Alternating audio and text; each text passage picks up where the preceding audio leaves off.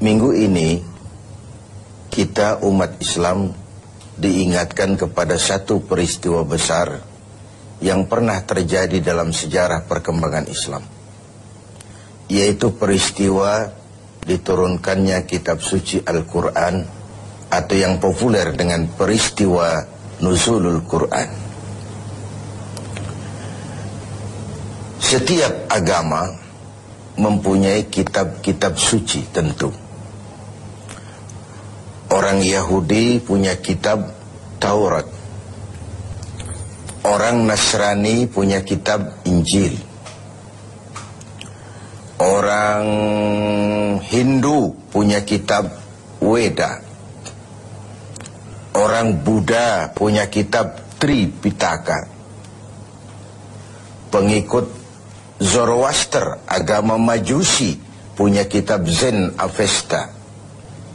Dan kita umat Islam oleh Allah Subhanahu wa ta'ala diberikan Al-Quranul Karim.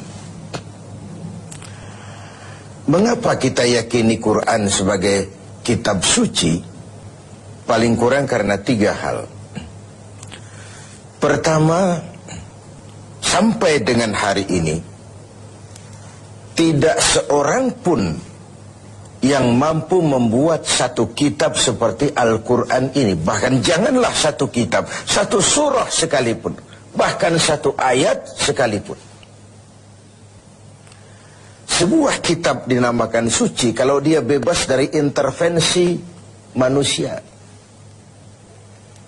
Kalau memang Al-Quran adalah buatan seorang yang bernama Muhammad, yang Muhammad mampu melakukannya, orang lain juga tentu akan mampu.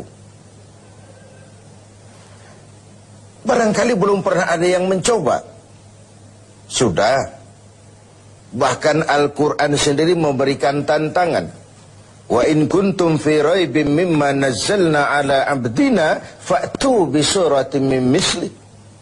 Jikalau kamu ragu terhadap Al-Quran yang kami turunkan kepada hamba kami Muhammad, kalian anggap itu bikinan Muhammad saja, coba kau buat satu surah saja semacam Al-Quran ini. Tak mampu kamu sendiri, wada'u syuhada'akum, ajak teman-teman kamu secara bersama-sama, buat satu surah saja semacam Al-Quran ini. Pernah ada yang mencoba membuat satu surah dengan gaya bahasa surah Al-Fil. Al-Fil wa mal-fil wa ma adraka mal-fil lahu khurtumun tawil wa lahu zail. Gajah, apakah gajah itu? Tahukah kamu apa itu gajah? Dia punya belalai dan dia punya ekor yang panjang. Kalimatnya sudah berbentuk syair, tapi isi jauh panggang dari api. Karena yang namanya gajah, tidak perlu turun surah seperti itu pun orang ngerti kalau gajah mesti punya belalai dan mesti punya ekor. Jadi isi jauh panggang dari api. Surah semacam Al-Fil tadi dibuat oleh Musailamah Al-Kadzab. Dan masyarakat Quraisy memang kaya sekali dengan penyair, dengan pujangga, dengan sastrawan. Sehingga tiap tahun di pasar namanya Ukaz dipertandingkan syair-syair yang hebat-hebat itu. Pemenangnya digantungkan syairnya di dinding Ka'bah. Sudah dicoba itu. Pada sisi lain kita melihat bahwa gaya bahasa hadis tidak sama dengan gaya bahasa Al-Quran. Kalau memang Al-Quran bikinan Nabi Muhammad, tentu saja bahasa Al-Quran sama dengan bahasa hadis. Ternyata jauh sekali. Jadi Al-Quran isi dan redaksi langsung dari Allah Subhanahu wa ta'ala. Sedangkan hadis isi dari Allah, redaksi dari Nabi Muhammad sallallahu alaihi wasallam. Ini yang pertama. Yang kedua, kita yakini Quran sebagai kitab suci karena ajarannya sesuai dengan fitrah manusia. Secara logika bisa kita terima tentu. Allah pencipta manusia. Allah tahu benar batas kemampuan maksimal yang dimiliki oleh manusia. Karena itu kitab suci yang diturunkan untuk manusia tentu sesuai dengan fitrah manusia itu sendiri. Sama dengan pabrik mobil di Jepang bikin mobil namanya Toyota. Seiring dengan itu dia keluarkan buku panduan tentang mobil Toyota. Mobil ini namanya Toyota, kecepatan maksimal sekian ratus kilometer per jam, bahan bakarnya ini, kalau rusak memperbaikinya begini, onderdilnya ini. Karena pabriknya lah yang membuat mobil, pabriknya juga yang mengeluarkan buku petunjuk, tentu saja buku itu sesuai benar dengan mobilnya. Lalu tidak mungkin juga kita punya mobil Toyota rusak, kita perbaiki dengan buku panduan yang dikeluarkan oleh pabrik mobil Fiat misalnya. Tentu saja tidak cocok. Begitulah manusia.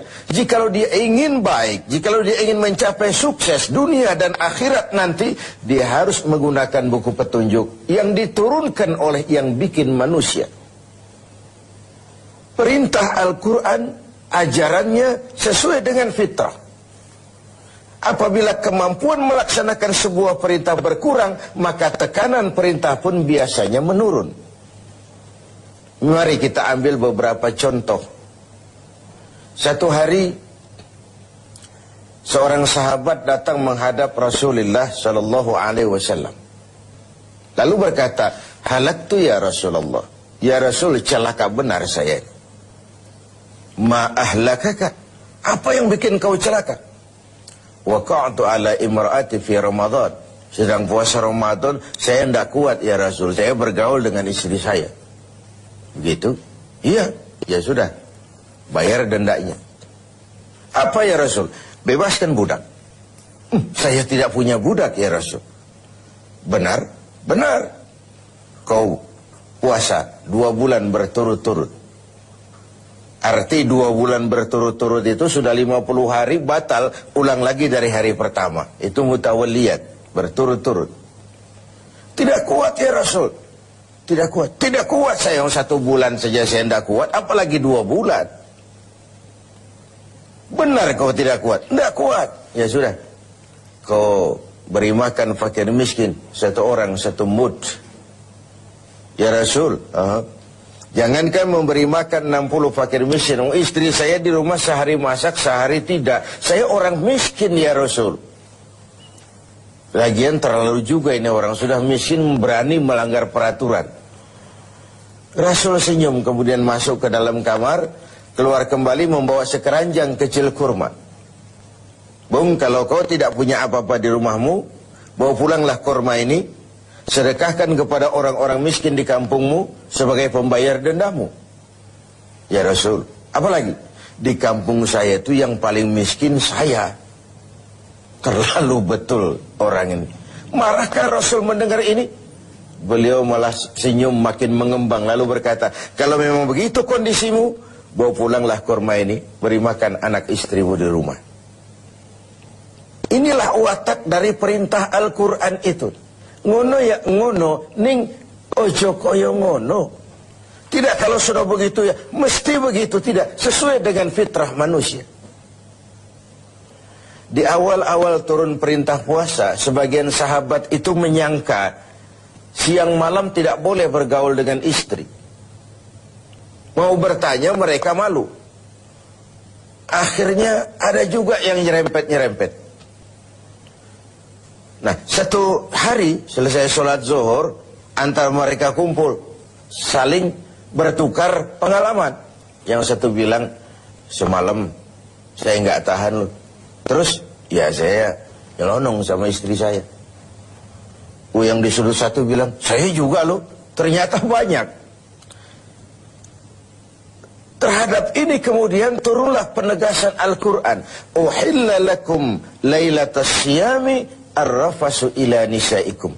Dihalalkan bagi kamu pada malam berpuasa bergaul dengan istrimu. Kenapa? Ini fitrah. Ini manusiawi.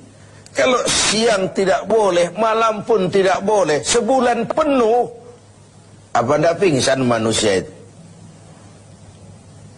sudah fitrah, sesuai dengan fitrahnya. Semua ajaran agama, semua konsep Al-Quran sesuai dengan fitrah manusia. Suatu kitab dinamakan suci memang kalau ajarannya sesuai dengan fitrah manusia, bukan memberikan beban kepada manusia. Makin kita renungi konsep Al-Quran, makin kita renungi perintah-perintah agama, makin sampai kita kepada keyakinan bahwa itu sebenarnya apa yang diperlukan oleh manusia. Kita perlu sholat, kita perlu puasa, kita perlu zakat, sedekah, kita perlu sholat tahajud di keheningan malam, perlu. Kalau agama sudah merupakan needs, kebutuhan, keperluan dalam hidup kita, maka tidak ada lagi beban dalam melaksanakannya.